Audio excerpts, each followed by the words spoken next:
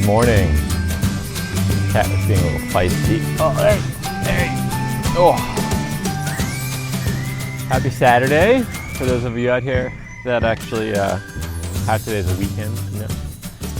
And plus it's just Saturday. Saturday tends to be a good day. Hi, bud. Hi. Yeah, so this morning we're just basically I'm gonna show you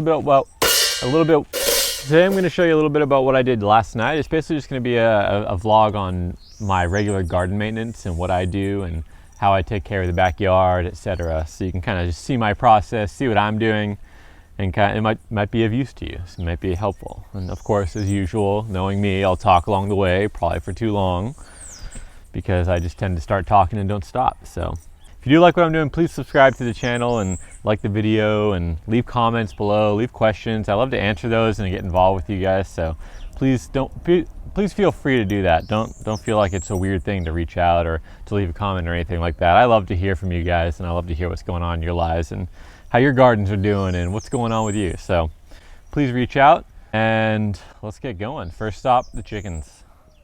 Oh, you kitty. You is a kitty.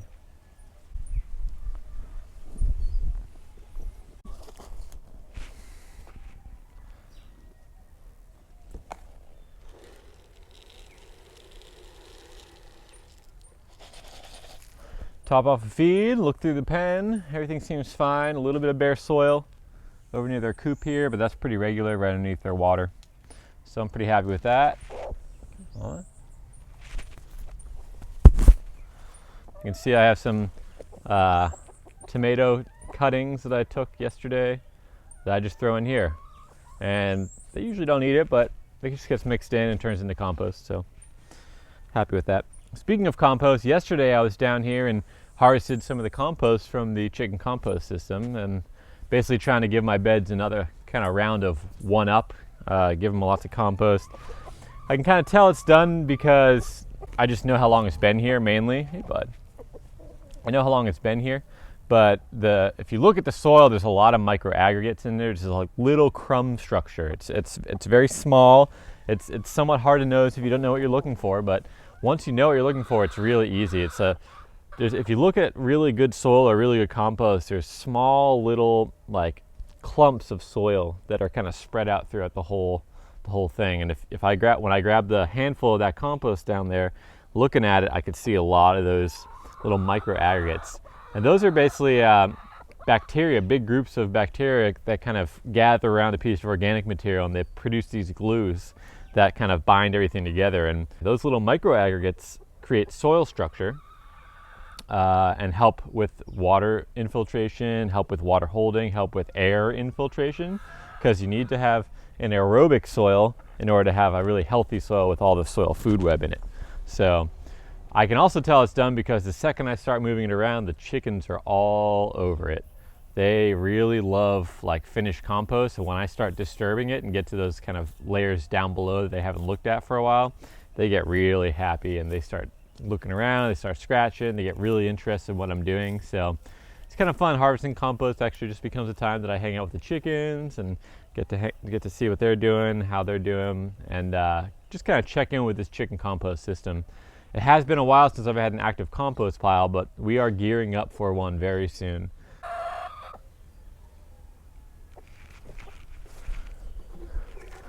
What did I say about going up there, bud?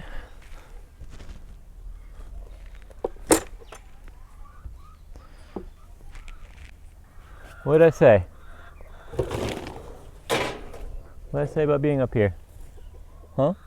What did I say? You gotta get down. This is not a place for you to do your business. This is a place for my watermelon vines to thrive. Look at that, right next to where he was trying to do his business, baby watermelon. One day, I could put a little fence up here just to keep him from going up there. I might do that at some point if it starts to be a real problem. But for now, he usually just goes up, tries to do his little business, or usually, honestly, he's hunting lizards. He jumps up there because he sees a lizard and he's hunting them. So I can't really expect him not to do that because he's a cat. That's what he wants to do. So you see him. Ooh, he's going to pounce. Ooh, you guys just missed it. you guys just missed it, but the cat got excited and went down and jumped right in front of the gate, and that mama just fought him off, just scared him, basically went and pecked near him. I actually have a great shot yesterday when I was out here working of Otto doing his thing that he usually does. He likes to sit right near the gate, and he likes to kind of just pretend he's just hanging out, just sitting around, and then he starts to kind of move closer and closer. The rooster starts to take notice. The rooster then is kind of getting riled up and excited. Otto moves a little closer, the rooster moves a little closer, and eventually Otto kind of pounces at the actual gate, and the rooster fights right back. And yeah, not this time. But as you can see, it's a favorite task of Otto's here every morning. So the next thing I did yesterday was harvest grass. So instead of using a lawnmower or a trimmer here in the property, I actually used my little hand sickle right here. I actually left it out last night, silly me. But I use a hand sickle because I can actually choose what I'm cutting. I don't have to cut everything. I can actually kind of control more of what I'm getting in my hand, which then allows me to use that however I want to. In this case, I'm using it mostly as mulch, and I just basically sit down, get going, and start cutting away. Otto, as usual, likes to interrupt and show his appreciation for the work I'm doing by trying to play with me the whole time and distracting me instead of just working. But the end result of this part of the kind of greens harvest was this lawn that looks potentially a little more kept. It's just the grassy area here. So, especially in the tropics, you want to grow enough grass or some sort of bulk organic material so you have a constant supply of mulch, because you're going to need that mulch. You're going to need something to cover the soil to keep that kind of soil food web happy and healthy, because here in the tropics, things pump so fast that you need to keep on thinking about what's going on with your soil. Even if you have a lot of soil microorganisms, there's just so much moisture that not caring for that soil and not paying attention to it can cause massive kind of nutrient leaching and also just soil degradation really quickly. So it's really important to protect your soil. So the grass here, in general, my rule of thumb is I want to move the grass uphill. So when I harvest it from here, this is used to feed one of the beds from here up, because I know that any nutrients that are washing down, as they move down the property, they get more closer basically to me losing them as this kind of works down. So I like to try to capture that nutrient and then move it uphill so that it stays on my property for longer. That's a kind of very kind of basic thing that you can use pretty much anywhere in the world. I mean, this is true anywhere. It's not just the tropics, but it's a really good practice to move your nutrient uphill. If you have a terrace system and you're cutting for mulch or anything like that, throw the rest of it uphill. So I also did a little bit of cutting grass and mulching down here near these plantains yesterday. These guys are doing great, actually. They're super happy.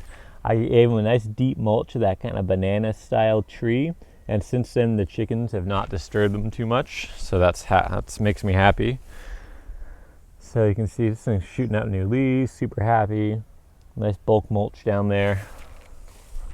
Our calabaza, this story is doing well. He's still growing, making me happy.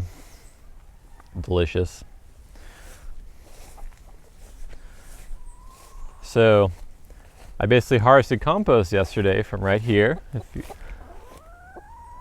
So I basically just wait to the bottom, and I also harvest it from right below their coop, because I don't necessarily want this to become more and more built up here, but it's a perfect place for me to basically see visibly that they have kicked enough of this compost downhill through the screen. They've essentially screened it for me already by kicking it through that screen, and it's pretty much already sifted compost. So I use that and I harvest it from here, and I do one more screening and throw it onto a tarp or into a bucket, and then that becomes food for my garden. I planted this pineapple here. Well, really it was just here already. I think Mom left it. It still had its tag on it, in case you're wondering. So we'll just leave that right there, just as a little sign that makes me kind of happy. Boricua. that means it's from Puerto Rico. So it'll likely grow if I just shove it in there, which is pretty cool. That's cool with pineapples, pineapple tops. Cut off the top, rip a few of those bottom leaves off, put it in soil or water for a few days, and it's going to start growing roots, and then you're that much closer to a pineapple. It's actually faster to harvest pineapple this way. You'll get a pineapple more quickly from this kind of system. In here, I basically added compost and added some mulch, and I found two little charred starts that I didn't think actually came up, but there are a couple. So I actually kind of nursed them and put them in their little kind of cribs, their little blankets, surrounded them with nice fresh compost, and then gave them a nice deep layer of mulch. Also cleaned up along this path here. Just a basic little cleanup. I cut back this plant here, which is pretty, it just keeps growing. I'm pretty sure it's a nitrogen fixer of some sort, so I let it grow and produces nice flowers, but it does grow abundantly, so I just cut it back every once in a while, and then it keeps going. Oh, hello, Otto. Feel free just to walk right through the shot. It's cool. I'm not like trying to say anything or not get distracted by someone. But you know, it's all good. We don't mind. No, you be careful. See that? He likes to go right on the edge. He knows, but he also knows that I'm watching. He knows I'm watching, and he knows, ooh, if I walk here, then he might come and get me. And he just wants me to play. He's just trying to get me to play. This first sunflower is about ready to harvest. See those white seeds in there? Isn't that cool? I'm going to harvest that pretty soon. I'm just going to let it dry. I actually haven't harvested sunflower for a long time, so I forget how long you need to let them wait on the plant until they're ready to harvest. These are white seeds, as you can see there, so usually I look for those kind of black seeds, and they're ready, you know, but these are white, so it's a little bit harder for me to tell. This one's also doing the same thing, a little less long, but very close. You can see all the white seeds down in there. Excited to see the white. It's just kind of a cool, I don't think I've ever seen a white seeded sunflower, so it's kind of fun to try those kind of things out. That's kind of how I choose things, like, oh, that could be cool, that'd be kind of fun to have, and just try it and see if it works. This is the Tarahumara sunflower, I believe it is, white seeded sunflower. Pretty cool. So after harvesting the compost and after cutting a bunch of grass and everything, I actually came in and I weeded my upper bed here. That's right next to the chickens, because it needed it for sure.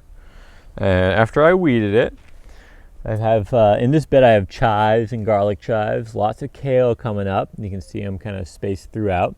And I basically added a nice layer of compost onto this whole bed. So yeah, after adding compost, I mulched nice and deeply, and all around these jalapenos here, I cut back some of this papaya tree. Just like kind of its lower leaves that weren't really needed as much anymore, and I used those as mulch, plus all that grass I harvested from further down the property. And now this bed actually looks somewhat clean. It looks like there's things growing here, and it's not just a bunch of random grass and such that I forgot about. So I'm pretty happy with that. Makes me much happier to see it in a state where it looks good and is productive. So this whole bed took about a 5-gallon bucket of compost, and that was plenty. And the bed down there took maybe half a gallon, or not half a gallon, half a 5-gallon bucket, so like 2.5 gallons. And I was being pretty generous. I was just kind of tossing a nice little bit all around just to add extra nutrient. I like to, if I have compost, I just keep adding it. If I've been harvesting for a while, a couple weeks, I just add a little bit more. That's what's nice about having a compost system right on your property. That doesn't take much maintenance, because you can just basically get that system up and running, and then you just have to manage it instead of having to like constantly be around. Using the chickens to help me kind of turn and manage my compost system just takes away a lot of time that I would have to spend doing that. And sure, I might not get as good of compost because I'm not actively managing it, but in the end, it is compost, and it likely is pretty good because I do manage it to start. I make sure it gets up to temperature. I make sure everything's happy there. And then as it matures down there, letting it mature down there for a long period of time actually allows the fungal growth to increase, because fungi grow much slower, not much smaller. They grow much slower than the bacteria. Bacteria, boom, they can reproduce every 20 minutes or so. I think it's even less than that, but it's around there. Fungi, they just take much longer to produce their kind of leading tips as they start growing out there. So the longer your compost can mature after it does its whole kind of hot composting phase, the more fungi you're going to have in the soil that are ready to actually, you know, help you actually maintain those nutrients and add carbon to your soil much longer. So definitely it's nice to be able to just leave it and let it sit there for a while, because I know that fungal network is kind of increasing. Once I get a microscope, I'm getting a microscope that I can actually attach a camera to. So I'll actually be able to take my compost and show you that compost underneath the microscope, and I'll be able to kind of assess it right there and then to see if we actually have what we need in there. So that's what I did yesterday, and today I'm just going to do a little more grass harvest just so you can see what I'm talking about. And I think I'll just do right near this bed over here, and then use it for what I can in the gardens here. All right, so the first things I do is I look to see if things are seeding or flowering. This right here is flowering, and I can tell just because I can actually see the little flower parts in here. I don't actually see many seeds here. There are a few starting. So that's kind of the first thing I look for. So I waited a little too long. Oh, you just missed Otto trying to get up on the chicken coop, and he didn't quite make it. I let this stuff go a little too long to be able to harvest everything, because you don't want to harvest it if there's any seeds on the actual grass, because then you're going to be taking those seeds and putting it on your garden. So, but that's life, you know, sometimes you just don't get around to it. So the first thing I do is actually take my hand sickle here, and I just kind of use it as essentially a scythe. And I'm just cutting off all the heads, all the seed heads, all the flowers. And just doing this will make it look much better, and takes me all of maybe a minute or two.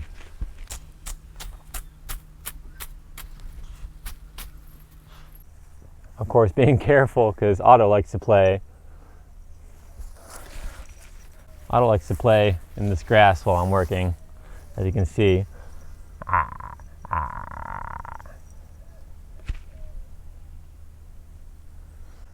So I always have to be mindful of that as I work. I try to always move the blade away from him, just in case he comes and runs at me, because he does a lot right where I'm not expecting it. So once that part's down, I now don't have any seed heads that are actively sticking up. So now, what? You want help? Can you tell them what we're doing next? Here, you take it. You do it. Look, I'm trying to show these people how to do this grass part. All right, thank you. So most of this stuff here is actually a little short, but what I usually do after I take those seed heads off is I'll actually take it, and almost like hair, I don't have long hair, so I'm kind of making all this up as I'm going, but I kind of take it as if I'm grabbing like a ponytail, and then I pull across. And that gives me a little bit. Now this is pretty short. I like to leave at least like 3 to 4 inches of grass on the ground. That's just going to be the healthiest for the actual grass itself. And since I know that we walk here a lot, this is already kind of trampled down, and that kind of takes care of most of that kind of weeding, quote unquote, or sorry, the trimming for us. But I just kind of take handfuls of it and I can go across. I'm not actually harvesting this because, like I said, there's just too much seed head. It's not long enough for me to make much use of. But the key with using a hand sickle is this is one of my favorite tools. It just makes it much more enjoyable to actually get out here and do this kind of work. All right, so if I'm going to use this hand sickle, the key is what I do is I grab it up,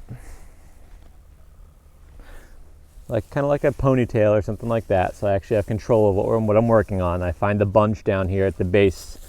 I find this bunch, and you can usually group a couple bunches together, but for the purpose of this, I'll do one. And I'm going to grab it. And the important thing is, with using a hand sickle, if you have your thumb down, you're going to slice right through it. So your thumb needs to go up. Your thumb, when you grab it, can't go down, it needs to go in. So once you kind of get that in with your thumb, then you can basically just take it and slice straight across, just like that. And that right there, no seed heads. I just do a quick check. No seed heads, nothing like that. I can go right to mulch on the garden. And that's what's nice about growing this kind of grass that I can actually cut on a regular basis. Right next to the garden is all I have to do is come and harvest it and put it right onto the garden. And sure, some of this might regrow, but I had to pay attention to my garden anyway, so I'm okay with it doing a little bit of regrowth for me. So just like that, it took me maybe 30 seconds, and I just added a nice layer of mulch right to this bed.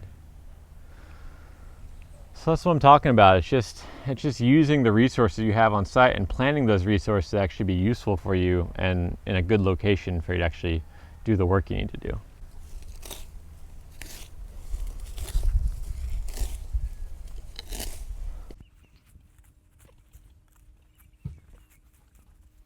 And it's okay to leave your kind of grass cuttings and everything right on the ground. It's okay to mulch right back down. And I usually do that if there's seed heads and I either don't need the harvest immediately, or I just notice some bare soil happening on the actual grass itself. I'll just leave it right back where I find that bare soil so it can regrow a little healthier and happier. This is why when I'm doing this, I need to pick out things, because this goitre I don't want to be putting on my garden, because it's just going to root and regrow just like that. So I use that to feed my chickens, or I just throw it down somewhere and walk on it and it'll die. No big deal. That's why I always look. But when I harvest it, I then look before I actually put it in the garden, see if there's anything that I don't want in the garden, pick it out. And this is why this is not a great grass area, a great kind of lawn area to harvest it from, because it does have a lot of this goitre. But other places of the property, it's mostly grass, and I can just think about just harvesting the grass.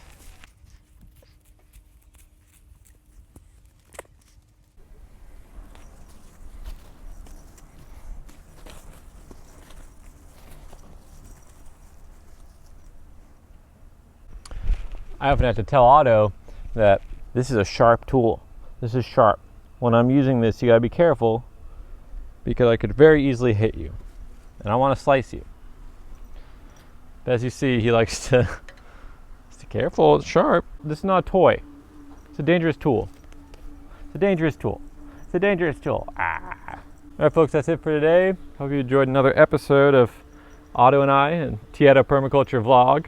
And yeah, if you have any questions or comments, or you want to let me know what you like, what you don't like, I'm always open for feedback, because that's what makes you better. It makes you better to keep getting that feedback and keep acting upon that feedback, because without the feedback, I don't know how I'm doing wrong.